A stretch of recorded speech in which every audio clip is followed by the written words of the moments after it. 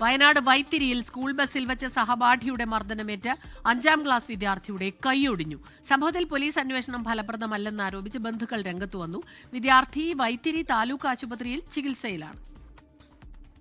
പൊഴുതന സ്വദേശിയായ Vythiri HIM UP സ്കൂളിലെ 5ാം ക്ലാസ്സുകാരനാണ് സഹപാഠിയുടെ ക്രൂരമർദ്ദനത്തിന് ഇരയായത്. കഴിഞ്ഞ ബുധനാഴ്ച സ്കൂൾ വിട്ടുവരുന്ന ബസ്സിൽ വെച്ചുണ്ടായ മർദ്ദനത്തിൽ കുട്ടിയുടെ വലത് കൈക്ക് പൊട്ടലുണ്ടായി. ഉച്ചത്തിൽ സംസാരിച്ചുവെന്ന് പറഞ്ഞ് 6ാം ക്ലാസ്സുകാരനായ വിദ്യാർത്ഥിയാണ് മർദ്ദിച്ചതെന്നാണ് പരാതി. എന്നെ കാല് വെച്ച് ആദ്യം താഴെ നിർത്തി.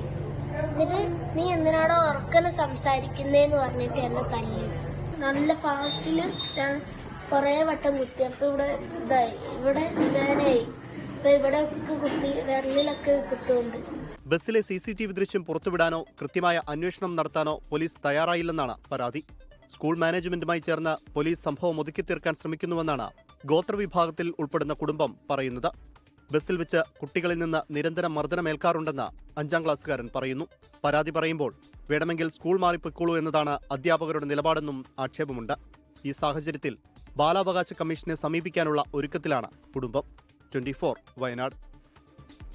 ലോകത്തെവിടെയായാലും ഏത് സമയത്തും 24 വാർത്തകളും ഓഗ്മെന്റഡ് റിയാലിറ്റി പാക്കേജുകളും എക്സ്പ്ലെയിനറുകളും വിശദമായി കാണാൻ ഞങ്ങളുടെ YouTube ചാനൽ നിങ്ങൾക്ക് സബ്സ്ക്രൈബ് ചെയ്യാം.